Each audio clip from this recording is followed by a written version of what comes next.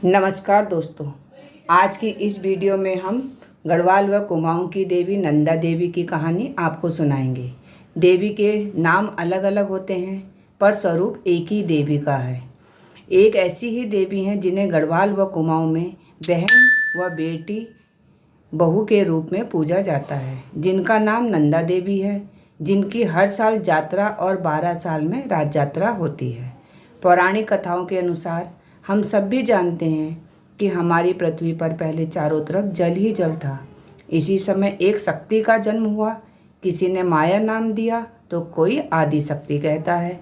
माया ने देखा कि पृथ्वी के चारों तरफ तो जल ही जल है, तो क्यों ना इसे बसाया जाए। तब आदि शक्ति ने एक जवान पैदा किया, प्राण भरकर उनका नाम ब्रह्मा रखा। माया ने कहा, चलो हम दोनों मिलकर इस पृथ्वी को बसाएंगे। इस पर ब्रह्मा जी ने कहा, आपने मुझे पैदा किया है, इस नाते तो मैं आपका पुत्र हुआ, मैं आपका संगी कैसे बन सकता हूँ, लेकिन इस पृथ्वी को बसाने में मैं आपकी मदद करूँगा। यह कहकर ब्रह्मा जी ने पेड़ पौधे नदी पहाड़ मनुष्य को बना दिया।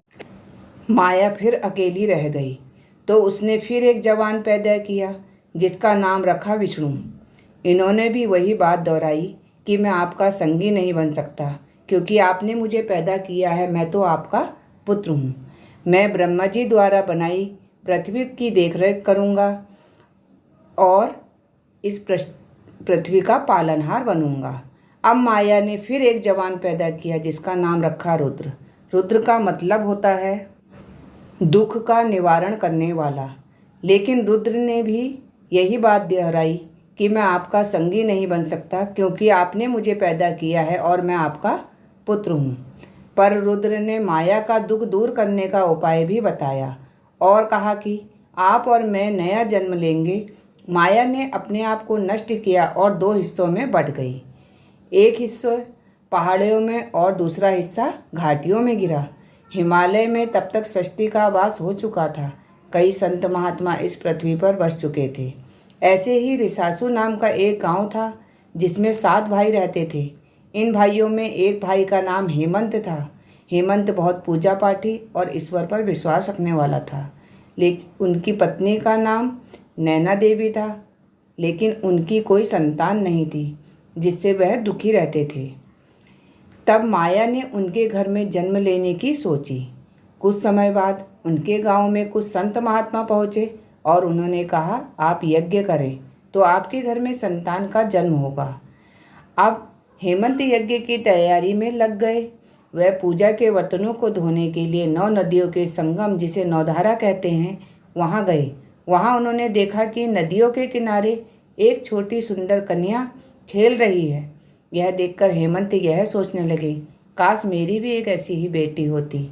अब हेमंत ने घर आकर यह बात अपनी पत्नी को बताई तो वह भी उस कन्या को देखने के लिए लालायित हो उठी और गगरी लेकर नदी के किनारे पहुंच गई। नैना देवी को देखते ही वह कन्या छुप गई। वह छोटी मछली का रूप बनाकर नदी में चली जाती हैं।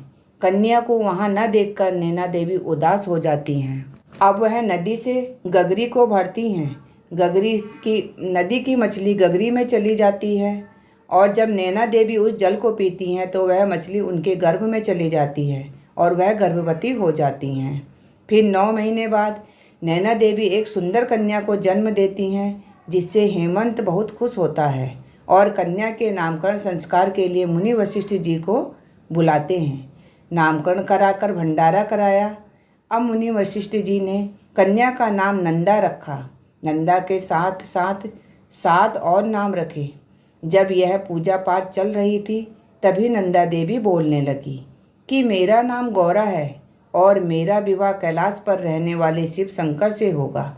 इस पर सभी लोग कहने लगे कि यह जरूर कोई दिव्य बालिका है, जिसने नंदा के रूप में जन्म लिया है। समय बीतता गया। नंदा 12 साल की हो गई और विवाह योग्य हो गई, क्योंकि तब 12 साल की उम्र में ही विवाह कर दिया जाता था। अब नंदा के लिए वर की खोज होने लगी। इधर रुद्र भगवान शिव के रूप में जन्म ले चुके थे, उधर शिव भगवान ने 12 साल तक साधना में लगे रहे। इस पर सभी देवता इस बात से डर गए कि यदि इसी प्रकार भगवान शिव साधना में लीन रहे तो सारी शक्तियाँ भगवान शिव के पास चली जाएंगी। यह सब सोचकर देवगढ़ मुनि नारद जी के पास पहुँचे और बोले, आप ही अब भगवान शिव की तपस्या को भंग कर सकते हैं।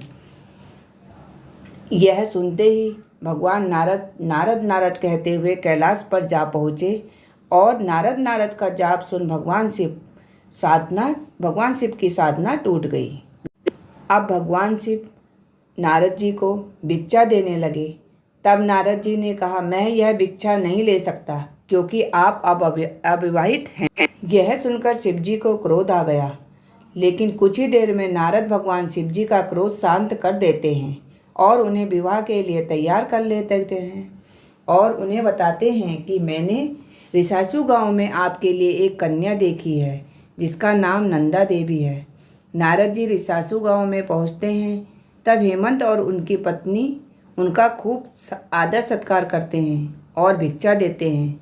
इस पर नारद मुनि वहाँ भी भिक्षा लेने से इनकार कर देते हैं और कहते हैं, जिस घर में 14 साल की अविवाहित कन्या है मैं वहाँ से भिक्षा नहीं ले सकता। इस पर हेमंत ने उन्हें सुयोग्य वर बताने को कहा। तब नारद जी कहते हैं, आप तो बस विवाह की तैयारी करो क्योंकि वर तो बारात लेकर आता ही होगा। हेमंत और नैनावती बारात की तैयारी स्वागत के लिए करते हैं। इधर भोलेनाथ बारात लेकर निकल पड़ते हैं। रास्ते में जो भी मिले वह बारात में शामिल होते जा रहे थे, जिसमें सभी तरह के प्राणी थे। इधर शिव का रूप देखकर नैनावती नारद से बोली, क्या आपने यही वर मेरी बेटी के लिए ढूंढा है? इस पर नारद जी ने कहा कि शिव जी सीधे साधना से उठकर आए हैं। जब वह दूल्हे के वस्त्र पहनेंगे तो बहुत सुंदर लगेंगे।